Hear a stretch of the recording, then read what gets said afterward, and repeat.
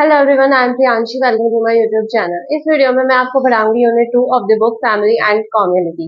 Unit 2 का नाम है हमारा फैमिली एंड डिसेबिलिटी। इसमें हमें फैमिली को डिसेबिलिटी से रिलेट करके पढ़ना है, यानी उस फैमिली के बारे में पढ़ना है जो डिसेबल्ड बच्चों की फैमिली है, उन बच्चों की फैमिली जो डिसेबल्ड है या जिनकी स्पेशल नीड्स है। तो इस वीडियो में हम इसकी पहली दो सब यूनिट्स करेंगे, नेक्स्ट हम नेक्स्ट वीडियोस में करेंगे। तो हमारी पहली सब यूनिट आती है about the stages of reaction की। स्टेज क्या क्या होते हैं रिएक्शन की, कि फैमिली कैसे रिएक्ट करती है जब उन्हें पता चलता है कि उनका बच्चा डिसेबल्ड है।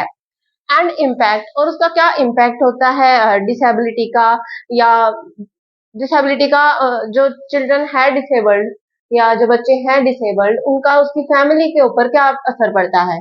And कॉपिंग of having a child with disability, और कैसे जो है वो कोप अप करते हैं उस डिसेबिलिटी के साथ। कोपिंग होता है कि कैसे उस डिसेबिलिटी के इफेक्ट को कम किया जाए, उस डिसेबिलिटी को, जो डिसेबिलिटी के नेगेटिव इफेक्ट को कम करके उसके अंदर पॉजिटिविटी को एनहेंस करे, और उसके इफेक्ट को जो है कम करे, और बच्चे को जो है फंक्शनल बनाने की कोशिश कर सके, जितना फंक्शनल वो बन सकता है उस डिसेबिलिटी के होते हुए भी। तो पहले हम पढ़ेंगे स्टेजेस। तो 5 स्टेजेस में जो है फैमिली जो है रिएक्ट करती है टुवर्ड्स द चाइल्ड, जब उन्हें पता चलता है कि उनका बच्चा जो है डिसेबल्ड है, तो 5 स्टेजेस से वो गुजरती है। पहला स्टेज आता है denial, second is anger, third is bargaining, fourth is depression and fifth is acceptance. ये 5 स्टेजेस से जो है एक फैमिली जो है वो गुजरती है, रिएक्ट करती है इन 5 स्टेजेस के थ्रू। अब हर पेरेंट जो है यही सोचते हैं कि जो बच्चा उनको होगा वो हेल्दी होगा, वो हमेशा एक हेल्दी बच्चे का ही वेट करते हैं कि एक हेल्दी बच्चा ही उन्हें होगा किसी डिसेबिलिटी के बिना, और एक मतलब कि एक पूरा मतलब कि वो बहुत खुश होते हैं कि उनका बेबी जो होगा वो बिल्कुल हेल्दी होगा, बिल्कुल ठीक होगा, बिल्कुल स्वस्थ होगा। लेकिन जब उन्हें पता चलता है कि उनको डिसेबिलिटी है, उस बच्चे को डिसेबिलिटी है, तो पहली स्टेज से वो गुजरते हैं, वो होता है डिनायल। वो मानने को ही तैयार नहीं होते कि उनके बच्चे को डिसेबिलिटी है। इवन जैसे जो हियरिंग डिसेबिलिटी होती है, जो हियरिंग इम्पेयरमेंट होती है, वो एक हिडन डिसेबिलिटी है, वो ऐसे ही हमें नजर नहीं आ सकती। जैसे भाई किसी को लोकोमोटर डिसेबिलिटी है, वो तो भाई समझ में आ जाएगी कि बच्चा उठा नहीं रहे अपने हाथ को इस तरीके से, अपने पैर वैर हाथ काम नहीं कर रहे हैं। अगर विजुअल डिसेबिलिटी होगी तो ठीक है भाई, बच्चे को दिखाई नहीं देगा। लेकिन जो हियरिंग डिसेबिलिटी है वो हिडन डिसेबिलिटी है। अगर पेरेंट्स उसके ऊपर ज्यादा ध्यान नहीं देते हैं तो वो छुपी रहती है, तब तक उसका मतलब कि अच्छे से आइडेंटिफाई नहीं हो पाती, तब तक पता ही नहीं चलता। तो पहली स्टेज से जो पेरेंट्स गुजरते हैं वो होती है डिनायल। वो मानने को भी तैयार नहीं होते कि उनके बच्चे को डिसेबिलिटी है। कई बार तो वो सोचते हैं कि कुछ नहीं होता, बड़े होने के बाद ठीक हो जाएगा। जैसे अगर मदर वगैरह या पेरेंट्स जो है शेयर करते हैं अपनी प्रॉब्लम्स की, भाई बच्चा बोल नहीं रहा है, सुन नहीं रहा है, तो कई बार लोग कहते हैं कि कुछ नहीं होता, थोड़ा सा बड़ा हो जाएगा तब अपने आप कर लेगा सारी चीजें, तब सुनने लग जाएगा, तब बोलने लग जाएगा। तो पहला स्टेज यही आता है कि डिनायल करते हैं, वो मानने को ही तैयार नहीं होते कि उनके बच्चे को डिसेबिलिटी है। देन सेकंड स्टेज आती है एंगर, जब उन्हें पता चलता है कि हाँ सच में डिसेबिलिटी है, तो एक एंगर, एक फ्रस्ट्रेशन, एक स्ट्रेस और एक डिप्रेशन से जो है वो गुजरते हैं कि उनके अंदर गुस्सा होता है कि ये कैसे हो गया। हमने अगर उन्होंने केयर की थी तो भाई हमने इतनी केयर की, हम बिल्कुल स्वस्थ हैं, तो हमारे बच्चे कैसे डिसेबल हो सकते हैं। तो उनके अंदर एक गुस्सा होता है, एक फ्रस्ट्रेशन वाली भावनाएं आती है। सेकंड स्टेज ये होता है। और कई बार इतना एंगर हो जाता है कि जो अ, वो बच्चे को ही नेग्लेक्ट कर देते हैं, वो बच्चे की रिस्पॉन्सिबिलिटी नहीं उठाना चाहते, वो अनाथ आश्रम या ऐसे सीढ़ियों की मंदिर पे मतलब मंदिर की सीढ़ियों पे छोड़ देते हैं। तो वो एंगर होता है, उनके अंदर बहुत गुस्सा होता है टुवर्ड्स दिस डिसेबिलिटी, जो बच्चा डिसेबल है।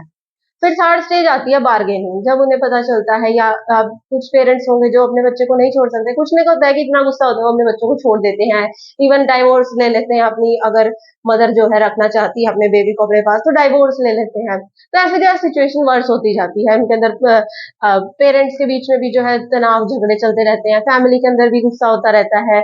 तो फिर थर्ड स्टेज वो आती है, वो पेरेंट जो चाहते हैं अपने बच्चे को अपने पास रखना, लेकिन फिर भी मतलब कि आपस में प्रॉब्लम्स हो सकती हैं। वो बार्गेनिंग में क्या करते हैं, वो बार्गेनिंग में करते हैं कि वो एफर्ट करना चाहते हैं, अपनी पूरी ताकत लगा देना चाहते हैं कि वो डिसेबिलिटी को ठीक करके रहें। डिसेबिलिटी जो हम ठीक नहीं कर सकते हैं, हाँ कुछ केसेस हो सकते हैं कि हम उनके अफेक्ट्स को जो है इतना कम कर सकते हैं, डिसेबिलिटी का अफेक्ट को, कि वो बच्चा जो है वो कई बार इनडिस्टिंग्विशेबल हो जाता है। इसलिए अर्ली आइडेंटिफिकेशन और अर्ली इंटरवेंशन की जरूरत होती है। जितनी जल्दी अर्ली आइडेंटिफिकेशन हो उतनी जल्दी इंटरवेंशन करा दें, यानी उसको ठीक करने के लिए जो है मतलब किसकी रिहैबिलिटेशन प्रोसेस को शुरू करें, ताकि जो उसके इफेक्ट जो है वो कम हो जाए। तो वो कोशिश करते हैं कई बारी, जैसे रिलीजियस प्रैक्टिसेस परफॉर्म करते हैं, कुछ ऐसे रिचुअल्स वगैरह परफॉर्म करते हैं कि उनके इफेक्ट को जो है कम करना चाहते हैं। डॉक्टर के पास जाते हैं, डॉक्टर से डॉक्टर चेंज करते रहते हैं। तो ये आती है थर्ड स्टेज। फिर आती है फोर्थ स्टेज, डिप्रेशन। जब इतने एफर्ट्स लगाने के बाद भी, इतनी प्रैक्टिसेस करने के बाद भी उनको मतलब उनकी डिसेबिलिटी जो है बच्चे की ठीक नहीं होती है, तो वो डिप्रेशन से गुजरते हैं। डिप्रेशन होता है कि उन्हें कि अब क्या होगा, अब कैसे सबसे हैंडल करना है सिचुएशन को, ये डिसेबिलिटी तो है, अब क्या करें। तो इस तरीके की सिचुएशन होती है, बहुत स्ट्रेस होता है इस टाइम। तो और फिर लास्ट स्टेज आती है एक्सेप्टेंस। अब लास्ट में वो जो है एक्सेप्ट करते हैं उस बच्चे को, डिसेबिलिटी है बच्चे को, और पेरेंट्स ये भी समझे कि हाँ मुझे इसके लिए कुछ करना है, मैं इसका पेरेंट हूँ, मैं अपनी जो जिम्मेदारी है उसको, अपनी रोल्स एंड रिस्पॉन्सिबिलिटीज को अच्छे से निभाऊंगा, और इस बच्चे को जितना फंक्शनल हो सकता है उतना फंक्शनल में बनाने की कोशिश करूंगा और उसकी हेल्प करूंगा। तो ये 5 स्टेजेस होते हैं जिससे एक फैमिली जो है वो गुजरती है जब किसी बच्चे को डिसेबिलिटी होती है। अब बात आती है what is the impact on family की, जब कोई बच्चा डिसेबल होता है तो उसका फैमिली पे क्या अफेक्ट होता है। अब फैमिली के सभी मेंबर्स के ऊपर ये जो है डिसेबिलिटी जो है अफेक्ट करती है। किसी एक बच्चे को डिसेबिलिटी होना सभी फैमिली मेंबर्स को अफेक्ट करती है। मदर, फादर, उसके सिबलिंग्स हो गए, उसके ग्रैंडफादर, ग्रैंडमदर, या कोई रिलेटिव, सबको जो है ये अफेक्ट करती है। अब क्या क्या इम्पैक्ट हो सकता है, तो उस इम्पैक्ट में से पहले हम एक चीज पढ़ते हैं कि फैक्टर जो अफेक्ट करते हैं इस इम्पैक्ट को। फैक्टर्स, वो फैक्टर्स कि भाई किस टाइम पे हुई है बच्चे को डिसेबिलिटी, बाय बर्थ है, या बर्थ के बाद हुई है, या थोड़ा सा जब वो बड़ा हो चुका है तब हुई है, या अडल्टहुड में हुई है, मतलब किस टाइम पीरियड पे जो है बच्चे को डिसेबिलिटी हुई है। अगर वो बाय बर्थ है तो उसका आइडेंटिफिकेशन, इंटरवेंशन जो है वो उसमें प्रॉब्लम आती है। देन अगर वो बर्थ के थोड़े टाइम बाद हुई है तो क्या होता है कि जैसे अगर बर्थ पे किसी को हियरिंग डिसेबिलिटी हुई है तो वो पर्सन जो है वो अच्छे से कोप अप कर लेगा अपनी डिसेबिलिटी के साथ, अच्छे से जी लेगा अपनी लाइफ को, क्योंकि उसने स्टार्टिंग से ही कुछ सुना ही नहीं है। ऐसे अगर विजुअली इम्पेयर्ड है, उसने कुछ देखा ही नहीं है, वो बाय बर्थ विजुअली इम्पेयर्ड है, तो वो ठीक से रह लेगा। लेकिन अगर वो लेटर स्टेजेस में, यानी कुछ बड़ा होने के बाद कुछ ऐसा हो गया, सडन लॉस हो गया हियरिंग का, कुछ एक्सीडेंट वगैरह हो गया, वो विजुअली इम्पेयर्ड हो गया, तो एकदम से सुनना बंद हो जाना, एकदम से दिखाई ना देना, तो कितना मतलब कि अ, उसको भी मेंटल स्ट्रेस होगा, मेंटल ट्रोमा से गुजरेगा कि अब क्या हो गया, क्योंकि अ, ये सारी चीजें जो है अफेक्ट करती हैं। फिर बात आती है कि जैसे अगर कोई टीनेज को हुआ है, किसी टीनेज को डिसेबिलिटी हो गई, तो भाई उसका करियर, वही उसकी शादी, मैरिज वगैरह, ये सारी चीजें जो है अफेक्ट होती हैं। लेकिन सारी चीजें जो है कि age of one set of the disability, कि किस टाइम डिसेबिलिटी हुई है, ये एक फैक्टर है जो इम्पैक्ट डालता है फैमिली के ऊपर। देन सेकंड फैक्टर होता है कि वो डिसेबिलिटी कितनी सीवियर है, कितनी मॉडरेट है, मतलब कि उस डिसेबिलिटी का कितनी डिग्री है, कितनी ज्यादा है, कम है, थोड़ी है, मॉडरेट है, किस तरीके की है, और उस डिसेबिलिटी की वजह से उनका डिपेंडेंस कितना होगा अपनी पेरेंट्स और फैमिली के ऊपर। देन एक बात आती है कि वो डिसेबिलिटी कौन सी है, भाई वो हियरिंग इम्पेयरमेंट है, उसके साथ अलग से डील करेंगे पेरेंट्स, उसका अलग इफेक्ट होगा। देन विजुअल इम्पेयरमेंट का, मेंटली रिटार्डेशन, तो इन सब जैसे डिसेबिलिटी अलग अलग है तो उनका रिएक्शन भी जो है वो अलग अलग होगा। अब बात करते हैं कुछ फैक्टर्स जो अफेक्ट करते हैं impact of on the family. अब क्या अफेक्ट होता है फैमिली के ऊपर, पहले क्या होता है फैमिली के अंदर, भाई सभी फैमिली मेंबर जो है उनके स्ट्रेस होता है, एक मेंटल स्ट्रेन जो है उनके ऊपर पड़ता है कि उनका बच्चा डिसेबल्ड है, डिसेबिलिटी है, उनका ध्यान रखना है। सभी फैमिली मेंबर्स को उसकी तरफ अपनी अपनी रिस्पॉन्सिबिलिटी होती है, रोल डिवीजन भी होता है। जैसे मदर से एक्सपेक्ट किया जाएगा कि आप अपनी जॉब छोड़ के बच्चे का पूरा ध्यान रखो, अगर वो वर्किंग वुमेन है तो कि भाई आप जॉब पे छोड़ो और घर बैठ के आप बच्चे को संभालो, या उसके सिबलिंग्स वगैरह है तो उनसे भी ये एक्सपेक्ट किया जाएगा कि वो अपने भाई बहन का जो है अच्छे से ख्याल रखें जिसको डिसेबिलिटी है। देन अगर कोई बड़ा है जैसे ग्रैंड पेरेंट है तो वो भी उसका हेल्प करेंगे, पेरेंट्स को हेल्प करेंगे, इमोशनली उनको अपलिफ्ट करने की कोशिश करेंगे। जैसे जो है इमोशनली भी उनके ऊपर अफेक्ट पड़ता है, क्योंकि इकोनॉमिकली भी उनके ऊपर अफेक्ट पड़ेगा कि भाई फाइनेंशियल सपोर्ट उनको चाहिएगा, क्योंकि पैसे लगेंगे उनके इंटरवेंशनल प्रोसेस के अंदर, उसके रिहेबिलिटेशन प्रोसेस के अंदर पैसे लगेंगे। और इवन अगर उनकी लोकेलिटी के अंदर अगर ये फैसिलिटीज अवेलेबल नहीं है, तो उन्हें अपना गांव छोड़ के कहीं और, या मतलब कि अपना लोकल टाउन छोड़ के जो है कहीं और भी जाना पड़ सकता है उस बच्चे की डिसेबिलिटी के साथ डील करने के लिए। देन अफेक्ट एक ये होता है कि फैमिली के जो मतलब पेरेंट्स है, उनकी एज क्या है उसके ऊपर भी इफेक्ट पड़ता है। अगर वो टीनेजर्स है, मतलब कि इतने बड़े नहीं है जब उनको बच्चा हुआ है और वो डिसेबल्ड हो गया है, तो उनको अपनी चिंता होगी, वो खुद भी ढंग से डेवलप नहीं हुए हैं, तो अपने बच्चे की डेवलपमेंट की भी चिंता, तो मतलब डबल स्ट्रेन पड़ेगा। या और एक होता है कि ओल्ड एज में अगर जो पेरेंट बने हैं उनके बच्चे को डिसेबिलिटी हुई है, तो मतलब कि उन्हें अपनी मोर्टेलिटी की चिंता होगी कि भाई उनकी डेथ होने के बाद उनके बच्चों का ख्याल कौन रखेगा, तो ये चिंता सताएगी। और जो अडल्ट वाले होंगे उनके उनके करियर के ऊपर इफेक्ट पड़ेगा, उनकी मैरिज लाइफ के ऊपर इफेक्ट पड़ेगा। तो इस तरीके से तीनों एजेस के स्टेजेस जो है उनके ऊपर इफेक्ट पड़ेगा, एक टीनेज के ऊपर, एक अडल्टहुड में उनके करियर के ऊपर पड़ेगा, और ओल्ड एज में उनको ये चिंता होगी कि हमारे बाद हमारे बच्चों का ध्यान कौन रखेगा। और इम्पैक्ट क्या हो सकता है फैमिली के पास, ये हो सकता है कि उनका जो सोशल इंटरेक्शन है वो कम हो सकते हैं। एक तो सोसाइटी, जो भाई सोसाइटी के साथ इंटरेक्शन कम हो जाएंगे, जो टाइम वो सोसाइटी को देना देते थे वो क्या पता उनको अपनी भाई उस बच्चे को देना पड़ेगा, अपना टाइम जो है उसको डिवोट करना पड़ेगा, वही उसको डॉक्टर के पास लेके जाना, उसको उसके रिहेबिलिटेशन प्रोसेस के अंदर हेल्प करना।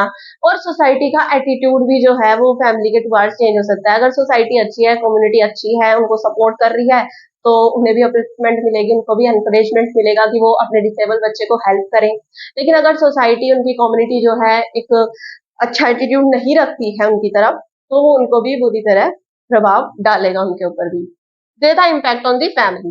अब लास्ट सब यूनिट के में हमें पढ़ना है about the coping of, coping करना। कोपिंग यानी कि उस डिसेबिलिटी के साथ डील करना, उसके मतलब कि उसको उस डिसेबिलिटी का जो अफेक्ट है वो कम बनाना, और फ्यूचर डिपेंडेंस जो हो बच्चे की वो उसको कम करना, ताकि वो जितना इंडिपेंडेंट हम बना सकते हैं उसको बनाने की कोशिश करें। तो कोपिंग स्ट्रेटेजीज क्या क्या है जिससे फैमिली जो करती है। पहली आती है बाय ऑल्टरिंग एक्सपेक्टेशंस। वो जो है अपने एक्सपेक्टेशंस को जो है चेंज करती है, उनको ऑल्टर करती है, कि जो उनके एक्सपेक्टेशंस अगर हाई एक्सपेक्टेशंस है तो उनको कम करने की कोशिश करते हैं। और जो एक्सपेक्टेशंस जो है पेरेंट्स के अपने बच्चों से, वो ना ही ज्यादा हाई होनी चाहिए, क्योंकि अगर हाई होंगे तो बच्चों को डिप्रेशन होगा, और ना ही ज्यादा लो होने चाहिए, मतलब कि मॉडरेट टाइप के होने चाहिए, बच्चों के लेवल के अकॉर्डिंग जो है उन्हें अपने एक्सपेक्टेशंस जो है पेरेंट्स को रखने चाहिए। अगर लो होंगे तो बच्चा कोई एफर्ट ही नहीं पुट करेगा किसी भी चीज के अंदर, जब जैसे पेरेंट्स चाहते ही नहीं है, क्योंकि पेरेंट्स का जो ये एक्सपेक्टेशन होते हैं वो बच्चे को मोटिवेशन प्रोवाइड करते हैं, तो जो एक्सपेक्टेशन है वो भी सही डायरेक्शन में, और मतलब कि सही लेवल के जो है एक्सपेक्टेशन जो है होने चाहिए। नेक्स्ट बात आती है एमेलियोरेशन। एमेलियोरेशन होता है to make better of the problem, की जो प्रॉब्लम है उसको उस सिचुएशन के अंदर कितना बेहतर वो कर सकते हैं उसको करने की कोशिश करें, यानी जो उनकी डिसेबिलिटी है उसको फंक्शनलिटी को प्रमोट करें, और उसकी डिसेबिलिटी का जो है अफेक्ट जो है वो कम करने की कोशिश करें, मतलब जितना पॉसिबल हो सकता है वो हेल्प करें उस प्रॉब्लम को, उस सिचुएशन से बेटरली डील करने की वो कोशिश करें। नेक्स्ट स्ट्रेटेजी आ सकती है bye identifying with the problem, की प्रॉब्लम्स के साथ आइडेंटिफाई करना कि भाई जो बच्चा डिसेबल्ड है उसको क्या क्या प्रॉब्लम्स होंगी, उनको आइडेंटिफाई करना, देन प्रोफेशनल से बात करना। तो इस तरीके की स्ट्रेटेजीज जो है फैमिली कर सकती है, कोपिंग स्ट्रेटेजीज इनको बोला जाता है, कि इससे जो क्या होगा, उसकी जो डिसेबिलिटी का जो अफेक्ट है वो बच्चे के ऊपर कम हो जाएगा। अब कोपिंग रिसोर्सेज होते हैं जो हेल्प करते हैं कोपिंग के अंदर, दो तरीके से दो पार्ट्स में इनको डिवाइड करते हैं, एक इंटरनल और दूसरे आते हैं एक्सटर्नल। इंटरनल जो पेरेंट्स के या फैमिली के अंदर से आते हैं, जैसे जो फैमिली है उनका सोशियो इकोनॉमिक स्टेटस कैसा है, उनके पास पैसे हैं या नहीं है, क्योंकि अगर पैसे होंगे तो वो पैसे लगा पाएंगे एड्स एंड अप्लायंसेस के लिए। देन कि वो उनके पास कितनी एजुकेशन है, क्योंकि एजुकेटेड जो पर्सन होगा वो एक बेटर वे में सोचने की कोशिश करेगा रेदर देन अनएजुकेटेड पर्सन। क्योंकि उनको जो है इंफॉर्मेशन हो कि इतनी इंफॉर्मेशन उनके पास है, एंड देन एनर्जी कितनी है, उनका सेल्फ डिटर्मिनेशन कितना है अपने बच्चे की डिसेबिलिटी के साथ डील करने का। तो ये सारी चीजें जो आती हैं वो इंटरनल फैक्टर्स के अंदर आती है, इंटरनल रिसोर्सेज के अंदर आती हैं। फिर जो सेकंड है वो है एक्सटर्नल, जो बाहर से आता है, जैसे भाई उनकी कम्युनिटी कैसी है, कम्युनिटी उनको सपोर्ट कर रही है, तो वो जो है अपनी डिसेबिलिटी के साथ अफेक्टिवली डील करने की कोशिश करेंगे। Then supportive partner, supportive friend, supportive relative, अगर वे सारे जो फ्रेंड्स, उनके पार्टनर और जो रिलेटिव है वो उसको सपोर्ट कर रहे हैं उस फैमिली को, तो वो बेटरली डील करने की कोशिश करेंगे।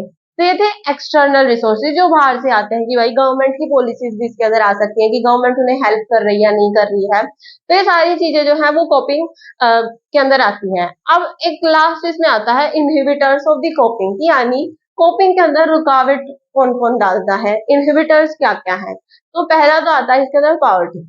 अगर जो पेरेंट्स है या जो फैमिली है वो पुअर होगी, तो वो अपने खाने के लिए सोचेगी या बच्चे की डिसेबिलिटी को ठीक करने के बारे में सोचेगी।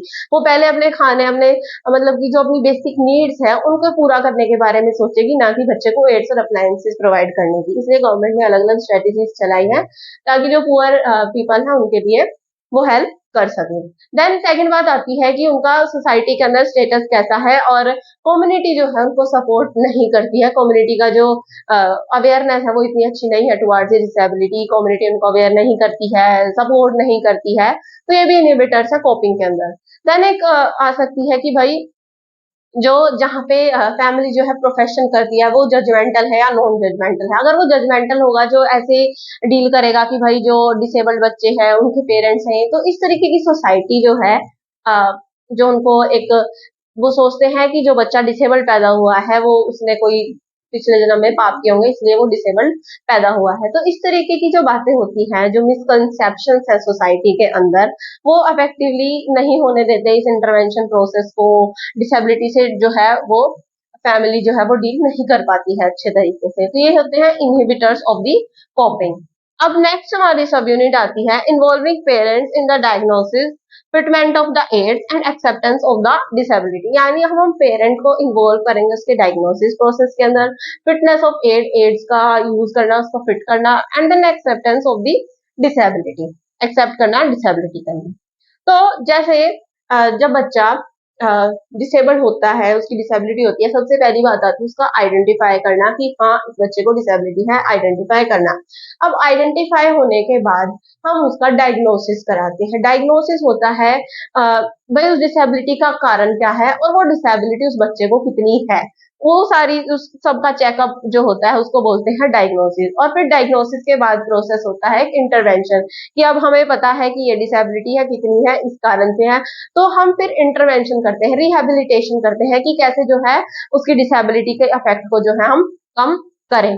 तो कई पेरेंट्स जो होते हैं वो तो डायग्नोसिस के बाद, एक बार डायग्नोसिस कराने के बाद वो इंटरवेंशन प्रोसेस स्टार्ट कर देते हैं, उनका डायग्नोसिस प्रोसेस खत्म हो गया, अब वो इंटरवेंशन के ऊपर ध्यान देते हैं। लेकिन कुछ parents doctor to doctor change कराते जाते हैं, प्रोफेशनल टू प्रोफेशनल चेंज होते जाते हैं, अपना डायग्नोसिस बार बार कराते ही रहते हैं, उन्हें सेटिस्फेक्शन ही नहीं होता। वो पहले किसी डॉक्टर के पास जाएंगे, फिर सेकंड के पास जाएंगे, थर्ड के पास जाएंगे, फोर्थ के पास जाएंगे, मतलब उनका डायग्नोसिस सेशन ही खत्म नहीं होता है। और जो अर्ली पीरियड होता है एक बच्चे की लाइफ का, जो अर्ली इंटरवेंशन के लिए जरूरी था, वो सारा वो मिस कर देते हैं, वो सारा वो वेस्ट कर देते हैं डायग्नोसिस प्रोसेस के अंदर। डायग्नोसिस एक बार हो गया, पेरेंट्स को समझना चाहिए जो कि डायग्नोसिस होने के बाद उन्हें इंटरवेंशन प्रोसेस जितनी जल्दी हो सके वो शुरू करा दे। कई बार क्या होता है, डायग्नोसिस कराने के बाद पेरेंट्स जो है टाइम ऐसे ही छोड़ते चले जाते हैं, वो ध्यान ही नहीं देते इंटरवेंशन की तरफ, तो ये बात जो है गलत हो जाती है। और पेरेंट्स को डायग्नोसिस प्रोसेस के अंदर इंक्लूड करना बहुत जरूरी है, ताकि पेरेंट्स को पता चले कि भाई इस डिसेबिलिटी का कारण क्या है, कितनी डिसेबिलिटी है बच्चों की, और ताकि वो जो है इंटरवेंशन प्रोसेस के अंदर भी हेल्प कर सके।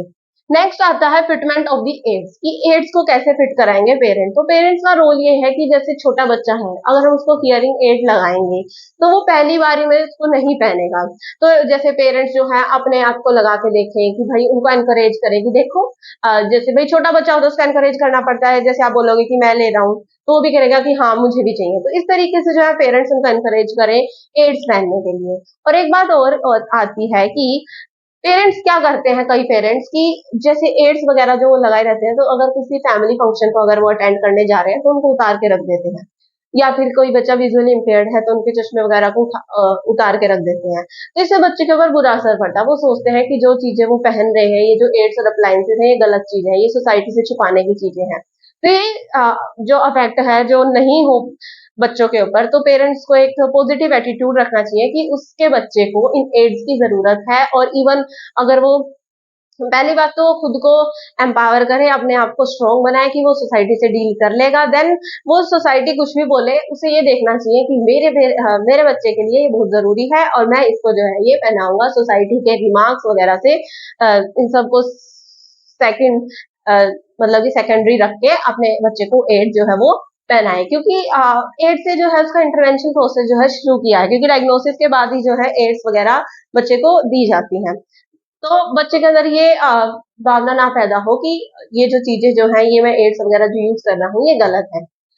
फिर नेक्स्ट आता है acceptance of the disability. Disability accept हो रही है तभी जो है वो डायग्नोसिस करा रहे हैं, इंटरवेंशन करा रहे हैं, और कि उन्होंने जो है डिसेबिलिटी को एक्सेप्ट किया है, डिसेबिलिटी के साथ अपने बच्चे को एक्सेप्ट किया है। उनको पॉजिटिव एटीट्यूड रखना चाहिए पेरेंट्स को toward the children with disability, ताकि जो है पेरेंट अगर पॉजिटिव रहेंगे तो बच्चे भी पॉजिटिव रहने की कोशिश करेंगे, और जो बच्चा डिसेबल है उसको जो है उसके ऊपर बुरा प्रभाव ना पड़े। अगर पेरेंट्स वगैरह अगर एंगर, फ्रस्ट्रेशन, स्ट्रेस, मेंटली जो ट्रोमा है उनको अगर वो बच्चे की तरफ शो करेंगे तो उनका इमोशनली वेलबींग अच्छा नहीं होगा, क्योंकि हमने पढ़ा था फर्स्ट यूनिट के अंदर कि फैमिली कैसी है, ये सारी फैमिली का कल्चर कैसा है, उनकी लैंग्वेज, उनकी बिलीफ, ये सारी चीजें जो है अफेक्ट करती हैं बच्चे को। तो बच्चे के लिए फैमिली जो है उसका मतलब कि पहली सोसाइटी होती है, तो फैमिली और उसके पेरेंट्स को उसको अच्छे से डील करना चाहिए, पॉजिटिव एटीट्यूड मेंटेन करके रखना चाहिए, ताकि जो है वो डिसेबिलिटी के अफेक्ट को कम कर सके और फंक्शनल बनने की कोशिश कर सके। तो ये थी हमारी सेकंड सब यूनिट। तो इसकी नेक्स्ट जो 3 सब यूनिट्स बच गई हैं वो हम नेक्स्ट वीडियो में करेंगे। मैं आशा करती हूँ कि आपको ये सारी चीजें अच्छे से समझ में आ गई होंगी। अगर फिर भी अगर आपको कोई डाउट है तो आप मेरे से कमेंट सेक्शन में पूछ सकते हैं। Thank you for watching my video and don't forget to subscribe to my channel.